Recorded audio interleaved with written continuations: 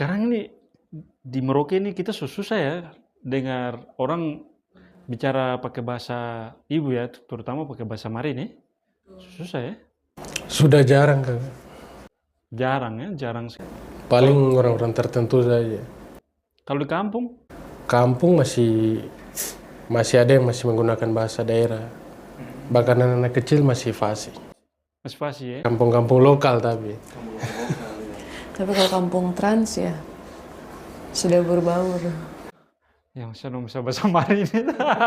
Orang yang orang asli tentu sudah lebih fasih berbahasa Indonesia. Bahkan lebih berfasih, ada yang bisa fasih bahasa Jawa. Iya, daripada mereka bahasa daerahnya sendiri. Iya. Dan selama ini itu yang sedang diperjuangkan sama Papua Paradise Center ya. Benar. Jadi apa ya kakak melihat selama ini tuh kita juga generasi Z ke bawah itu sudah sangat jarang, bukan sangat jarang, tidak bisa sama sekali meskipun saya tidak mencontohkan orang lain, tapi saya berdarah Malin sendiri aja tidak bisa fasih. Saya juga berdarah Me, saya juga tidak fasih. Saya cuma tahu beberapa kata saja yang berkaitan dengan ya kita dulu tuh hanya belajar bahasa daerah itu waktu kan aduh ini ketahuan ya. Jadi waktu itu di perantauan kan harus minta uang sama orang tua tuh. Jadi maksudnya supaya ambil orang tua punya hati tuh kita bicara pakai bahasa daerah boleh. Jadi yang ingat tuh pasti kosakata yang tidak jauh-jauh dari itu. Lapar, perlu uang, ini uang so habis, makan so habis, kayak begitu itu saja. Iya lanjut. Jadi maksudnya awal mula sih memang melalui sekolah alam Paradise di situ saya pribadi merasa bahwa ini hal yang missing bagi saya secara pribadi. Kemudian datanglah kita punya mama-mama ini yang memang punya hati juga untuk melayani dan merasa perlu dan penting untuk mengajarkan bahasa di tengah polemik, di tengah budaya, di tengah adat yang perempuan tidak boleh berbicara. Itu kan sesuai adat kita orang Malin tuh perempuan tidak punya hak berbicara dan kadang-kadang menurut Mama Mujina Kaisi dan Mama Christina Balagaisi, dua orang perempuan Onggari, kita bilang Wanggali Milah, kampung Onggari. Nah, dua orang penutur ini mengatakan bahwa dulu tuh mereka takut untuk mengajarkan, berbicara dan mengajarkan dengan alasan bahwa nanti orang tahu rahasia. Nah, kayak gitu. Tapi awal mula itu Mama Mujina yang memulai. Mama Mujina Kaisi memulai untuk berani mengajarkan ke anak sekolah alam. Sebelumnya Mama dia tugas di Kampung Onggari, di SD Onggari itu Mama juga sudah memulai. Dan kemudian di kota Mama mengajarnya di Sekolah Alam Paradise. Kayak gitu karena merasa penting sekali untuk bahasa itu diajarkan ke siapapun, entah kau berdarah Malin atau tidak, tapi siapapun koi yang lahir di Merauke, siapapun kamu yang lahir di Merauke wajib mempelajari bahasa. Wajib mempelajari, iya. Dan itu tidak ada masalah dengan orang-orang tua di kampung karena dia kan ibu kan perempuan ya. Sejauh ini tidak masalah ya? Sejauh ini malah mereka mendukung lagi.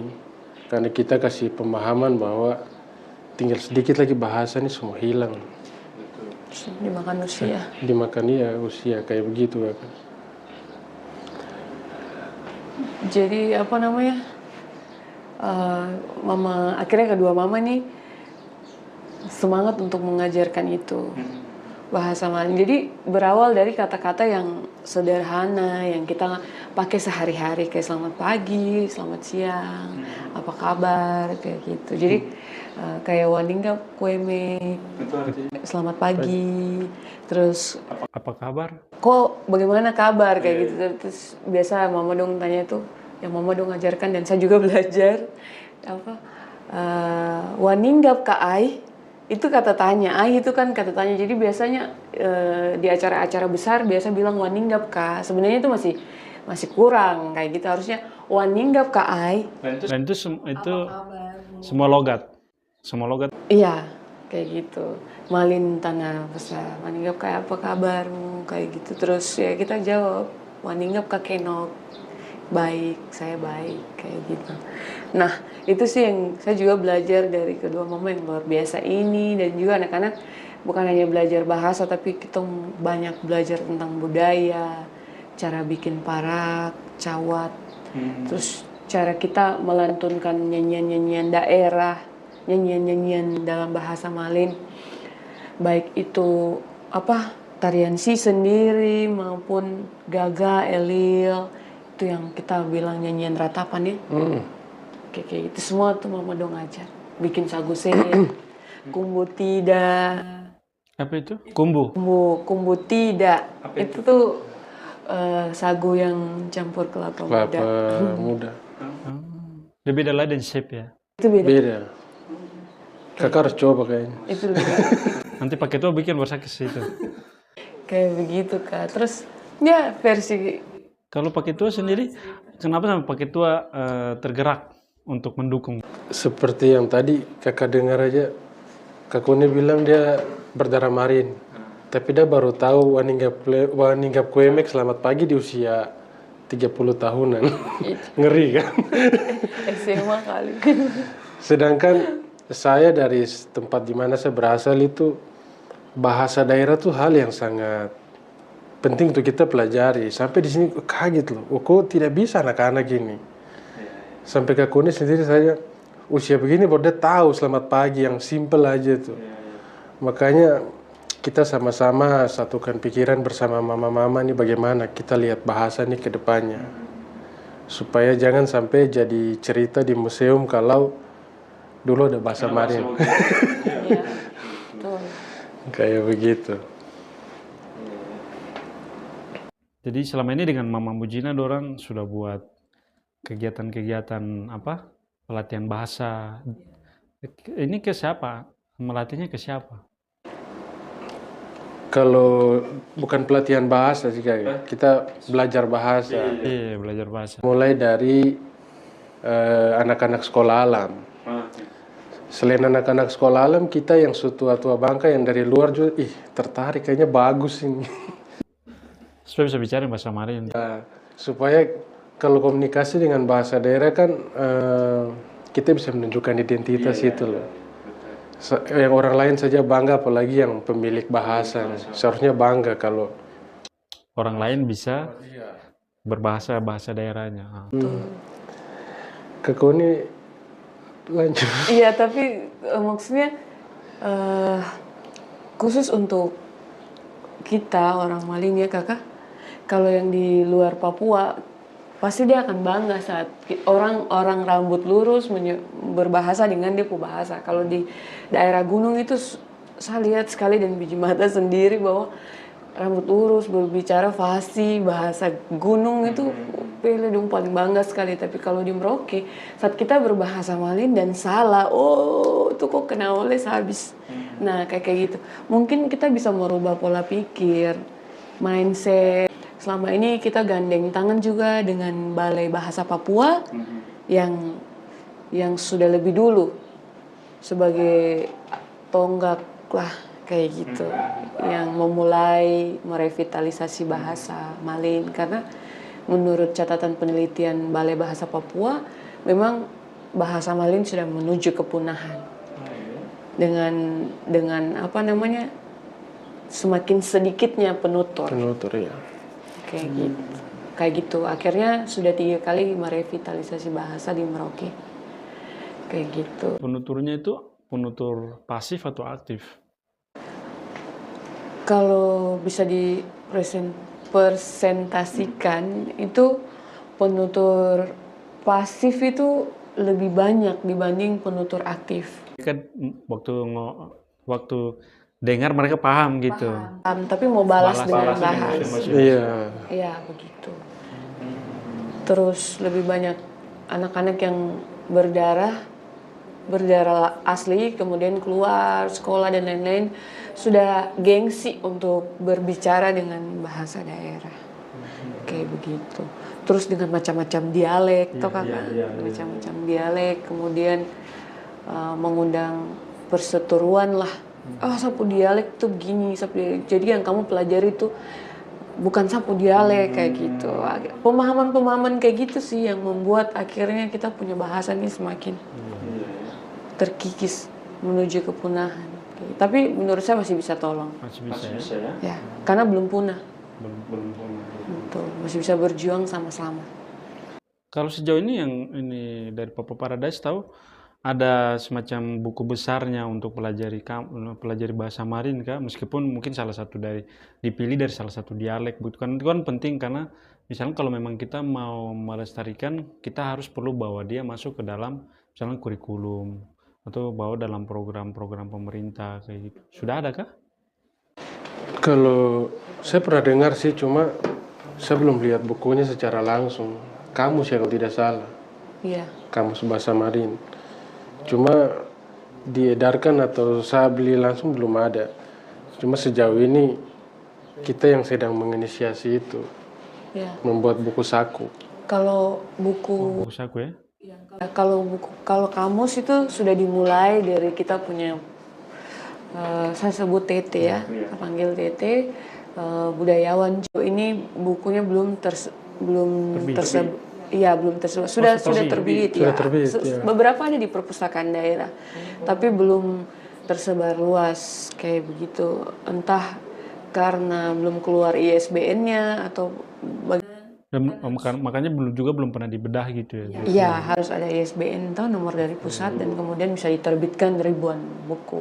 Kayak gitu. Kayak begini lah, orang yang suka menulis ini yang harus kita dorong, kita sama-sama support. Ya, kayak begitu. Dan berharap sih ke depan yang pemilik bahasa ini lebih banyak ada yang suka menulis kayak gitu. Tapi kalau kami dari Paradise sih menginisiasikan buku saku. Buku sederhana sih Kak. Sederhana sih.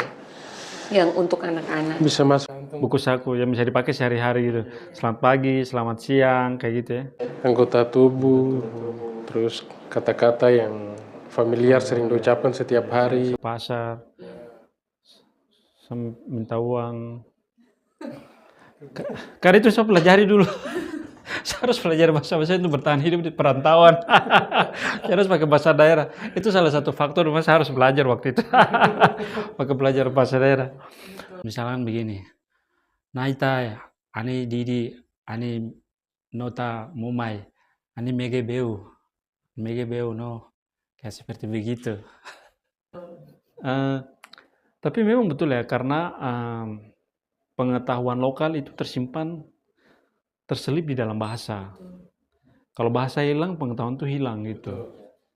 Mungkin itu yang perlu kita pemasyarakat juga tahu ya. Maksudnya sebagai perbandingan di beberapa suku lain di Papua, mereka menyadari itu dan mereka kemudian terbuka. Dan itu terdokumentasi sampai ke hal yang menurut mereka sakral. Dan saya sudah pernah baca buku itu. Itu ada beberapa suku, kalau saya sebut pasti tahulah, beberapa suku itu sudah sangat terbuka dengan itu dan akhirnya karena terdokumentasi dengan baik, jadi semua orang bisa mempelajarinya, bahkan kemudian menjadi sebuah kajian. Itu jadi dia hidup gitu. Nah, mudah-mudahan kita punya orang tua mengerti. Tapi begini, kan ini Mama Mujina sama Mama Balagaise, kan mereka juga kan ada punya masa di mana mereka sudah tidak akan lagi ini kan. Ada rencana tidak kita adik-adik yang di Onggarin nih, mungkin ambil 1-2 orang jadi kader untuk aset sih bukan, tapi apa? Ya untuk nanti jadi pengganti, regenerasi. Bahwa mereka yang nanti bisa akan mengajar, mereka akan mereka udah mulai menulis. Kayak tadi Yuni bilang, semoga orang yang tahu bahasa punya passion untuk menulis. Nah mereka mungkin diarahkan untuk bisa punya passion menulis, supaya besok mereka bisa nulis atau menggambar bahasa untuk cerita-cerita daerah begitu. Itu pasti Kakak, karena kalau tidak ada regenerasi bagaimana? Karena yang kita berjuang sekarang itu belum ketemu hasil nanti bisa 100 atau tidak nih. Kita baru memulai nih. Kalau seandainya gagal bagaimana? Jadi kalau tuh pikir jauh ke situ, saya pikir kita mulai dari yang awal dulu. Kalau seandainya sudah 100, regenerasi tetap harus ada supaya jangan sampai habis di sini. Betul. Tapi saya juga sih sepakat dengan kakak tuh. Kalau kakak bilang Papua lain itu mendokumentasi sampai ke yang sakral, saya juga setuju, sangat setuju. Karena kalau kita punya mindset bahwa orang tidak perlu tahu bahwa nanti yang sakral itu hanya milik kita kayak gitu, yang hanya diceritakan. Tapi kalau kita tidak oke lah ya, kalau memang yang sakral itu milik kita memang iya. Tapi kita harus paham bahwa ketika orang lain tahu, tidak mungkin dia mau mencuri karena itu milik kita kayak gitu. Nah, kenapa penting untuk mendokumentasi supaya anak cucu tahu itu disimpan milik kita, kemudian diceritakan oleh kita ke anak cucu. Itu penting sekali. Kalau saya sih sepakat kayak gitu. Jadi merubah mindset itu yang butuh perjuangan. Saya pernah beberapa tahun lalu duduk dengan seorang budayawan Jawa. Dia bilang begini, Jawa ini ibarat buku itu sudah hampir semua sudah terbaca habis. Nah, Papua ini belum. Kalau bisa didokumentasi supaya jangan sampai hilang. Artinya mereka juga terbuka sehingga mau sampai ratusan tahun pun juga tetap hidup begitu. Kayak gitu. Jadi itu sudah kadang-kadang apa yang kita merasa kita punya milik kita genggam erat. Tanpa kita tahu bahwa dia akan habis dimakan zaman tuh kan. Dan kayak gitu sih. Tapi memang harus bahasa ini kita mempertahankan karena survei kemarin tuh orang Marin sudah tinggal sedikit ini. 30%. Mau bilang 30 juga salah-salah, mungkin 25 ke apa. Ada populasi di Kabupaten Merauke. Dan 25% itu sudah termasuk yang peranakan. Nah, itu belum ditelusuri baik lagi karena kan undang-undang Otsus kan. Ayang bapak pendatang, mama Papua kayak gitu. Kalau dikategorikan seperti itu lagi bisa jadi tambah sedikit lagi. Karena kan pernah ada yang beranggapan bahwa darah campuran tuh bukan orang Marin. Marin tuh bapak, mama Marin. Tapi di Otsus kan mengatur bapak pendatang, mama Papua, anak tetap begitu. Cuma di Marin harus kita pertegas itu lagi supaya jangan ada polemik. Terus jangan ada perbedaan antara darah campuran dan ini. So tinggal sedikit nih kalau masih mengkelompokkan itu dengan cara-cara yang orang datang, weh name kah? Oh, kukur tanah nih. Semakin terkikis. Kakak, kita di gunung itu bisa bahasa, tapi tidak ada istilah, ulah kan game dong ya. Kau mau kemana? Atau bahasa lani. Tidak langsung mari hari kukur tanah nih, tidak. Dia cuma bilang kau boleh tinggal tapi kau tidak boleh memiliki. Kau boleh berkebun tapi kau tidak boleh memiliki. Kita punya. Di sini kan tidak begitu. Kau ukur. Sudah ukur bikin kios besok bapak bisa ambil rokok kah? Utang menumpuk, mau tagih sudah kukur yang sebelah sana lagi. Akhirnya habis. Orang Marin habis, bahasa hilang. Jadi kompleks. Iya. Itu masalah. Makanya kembali lagi ke topik, kita Papua Paradesi memulai dari sekolah alam itu kan. Hal yang paling kecil karena memang menjaga bahasa tuh harus dari anak usia dini. Iya. Kayak gitu. Anak yang memorinya masih kosong dan yang harus kita isi dengan kita punya bahasa kayak gitu. Akhirnya ya puji Tuhan tahun ini sekolah alam sudah mengirim 3 anak.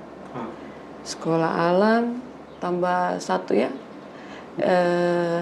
dari SMP Kumbe di bawah binaan Bapak Asep Baransano itu dikirim Balai Bahasa Papua ke kementerian untuk mengikuti upacara Hardiknas. Hardiknas sekaligus Parade Bahasa Nusantara. Jadi mereka show bahasa di sana. Dan kemudian anak-anak ini mendapatkan beasiswa pemerintah. Sementara diusahakan. Kayak gitu. Terus sertifikatnya mereka tuh sekelas Olimpiade. Kemarin kirim berapa orang? 3. 3. Itu dengan dukungan pemerintah provinsi. Ya. Provinsi mana? Provinsi Papua Selatan. Provinsi DKI lagi. Provinsi Papua Selatan kayak gitu. Jadi ya kemajuan yang kita lihat ya kakak, akhirnya adik-adik ini bukan hanya dorang fasi pengucapan tuh, dan bahasa Inggris tuh bilang pronounce-nya itu mantap, tapi ternyata dong tuh sudah chatting dengan bikin status itu dan bahasa. Wow, keren ya. Dan kita kaget kalau baca tuh dulu. Ini artinya apa? Karena memang Mama Dua nih mengajarkan contoh-contoh kalimat. Dong disuruh bikin kalimat, terus translate, terus ke depan kelas Presentasi. bicara, dan Mama dong akan membenarkan kalau salah. Menilai gitu ya. Kayak gitu, dan hal-hal kecil. Terus kadang kalau Mama Dua ini datang, langsung dong komunikasi sudah. Sering komunikasinya pakai bahasa daerah. Oh tuh artinya begini. Oh siap. Kayak gitu. Kayak begitu Kak. Jadi hal-hal kecil itu yang membuat anak-anak fasih. Kalau rencana selanjutnya mau buat apa untuk bahasa ini? Kalau bahasa selain Malin, kita suka selebar lagi ke wilayah Kanum. Jadi yang kita upayakan ke depannya tuh kita sudah jalan buat video dokumenter, terus kita menciptakan Mama Mujina dan Mama Kristina di daerah Kanum. Bukan menciptakan, apa yang pasnya ya. Jadi ada dua mama, ada contoh Kita dari menghadirkan dua mama tapi di Kanum. versi. Menduplikasi duplikasi dua orang ini kayak di Kanum. Versinya versi Kanumnya lah. Tapi belajarnya di Beva. Di sini di Gunangarang. Tidak di wilayah Kanum. Langsung di wilayah Kanum. Terus kita sudah, masyarakat di wilayah Kanum juga sudah mulai buat lagu-lagu daerah. Nanti kita buat jadi sebuah lagu, nanti dinyanyikan pas tanggal 17 Agustus upacara kemerdekaan. Bulan depan ini. Istilah kerennya apa? Launching album kayaknya. Ala-ala. Sama yang terakhir apa tuh? Buku saku. Buku saku. Buku saku sudah jalan di Marin dengan Kanum. Jadi mungkin di bulan depan sudah selesai. Kalau Malin bulan ini. Kalau Malin bulan ini, kalau Tinggal Kanum dicetak. bulan depan. Ya. Jadi buku itu ya nanti mama dong pakai mengajar yang di Kanum di Bevak. Kalau kita nanti di sekolah alam dan juga 3 sekolah tiga formal. sekolah formal. Jadi kita sosialisasi, ya kita sebut itu menoken bahasa ibu. Luar biasa. Karena kemarin kan Kak Kuni ada ikut apa di DPR itu? Oh iya, betul sekali.